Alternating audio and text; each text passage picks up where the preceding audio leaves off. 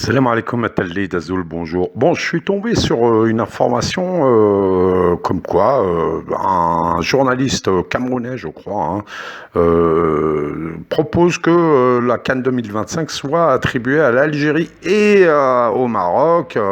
Alors, sous prétexte de bonnes intentions pour la paix, pour que sortir du politique et du foot, en fait, c'est pour appuyer la démarche marocaine comme je vous le disais depuis le début de cette polémique, le Maroc essaye d'entraîner l'attribution de la CAN 2025 sur le terrain politique, et c'est ce que RFI fait avec cette chronique. Vous allez écouter quelques extraits audio de ce qu'il dit, ce gars-là. C'est scandaleux, c'est vraiment de la désinformation, de la déformation des faits, que RFI évidemment diffuse, parce que RFI est à fond impliqué dans l'affaire de toute façon.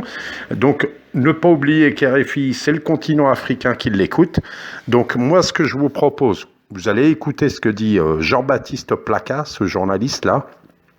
Ensuite, je vous laisse le lien Facebook de l'article RFI. Allez sur l'article, commentez, essayez d'être poli, d'argumenter, mais il ne faut absolument pas laisser passer ça. RFI est en train de faire une campagne dans le sens du Maroc, en train d'entraîner cette affaire en disant que tout ça, c'est à cause du Sahara occidental. Oui, de la part du Maroc, c'est à cause du Sahara occidental, puisque tout ce qu'il fait, c'est sous le prisme du Sahara occidental. Mais l'Algérie, pas du tout. Une désinformation complète, ils nous disent oui, l'Algérie veut l'accès à l'Atlantique, blablabli, blablabla. Enfin, bref, faut pas laisser passer ça. Allez commenter.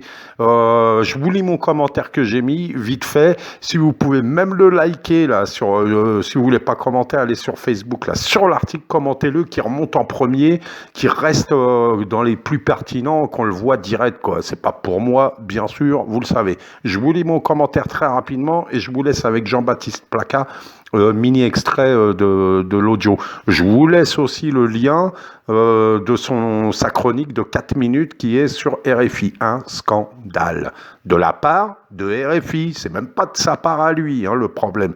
Lui, bien sûr, mais RFI, c'est le pire. Sachant qu'en plus, cette chronique est reprise par d'autres journaux africains. J'en ai vu un. C'est comme ça que j'ai vu qu'il y avait cette chronique sur RFI, parce que je l'ai vu sur un journal africain.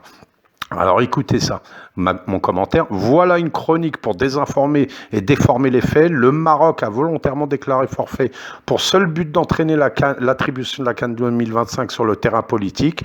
Bon, je vous lis pas tout parce qu'il est un peu long, c'est pas grave. Essayez d'y aller, vraiment, allez-y. Une centaine de personnes, 1000, je sais pas combien vont voir ma vidéo, mais allez-y. Allez, maslama, à bientôt, Inch'Allah. Extrait chronique de Jean-Baptiste Placa sur RFI. Bonjour Jean-Baptiste Placa. Bonjour Julien Coquelroy. C'était il y a une semaine le début du CHAN en Algérie, sans les tenants du titre, privés d'une autorisation pour franchir l'espace aérien du pays hôte. Les footballeurs du Maroc se sont retrouvés de fait exclus de ce championnat d'Afrique des Nations. Alors Jean-Baptiste, comment comprendre que le contentieux sur le Sahara occidental entre les deux pays puisse faire encore aujourd'hui de tels dommages collatéraux? Non seulement la réalité de cet État était problématique, mais il était devenu un facteur de division de l'Afrique. C'est le football qui paie pour les déboires politiques de l'Algérie au Sahara occidental. Convier le nom et l'image de Mandela à une manifestation marquée à un tel point par l'exclusion, quelle habileté! Quelle habileté! Sauf que le panafricanisme ne ferme pas ses frontières aux voisins, aux frères. Si c'était un piège, alors les Algériens y auront sauté à pieds joints. Vous avez entendu, élément de langage, le Maroc exclu de fait. Non, le Maroc n'est pas venu volontairement, il n'a jamais été exclu. C'est lui qui a déclaré forfait. Vous voyez RFI, donc allez-y s'il vous plaît, laissez pas passer ça. Plus, vous avez vu, il ose parler de panafricanisme, un vendu pareil parle de panafricanisme. C'est une honte. Allez, maslama, je suis un peu énervé là. Maslama, à bientôt, Inch'Allah.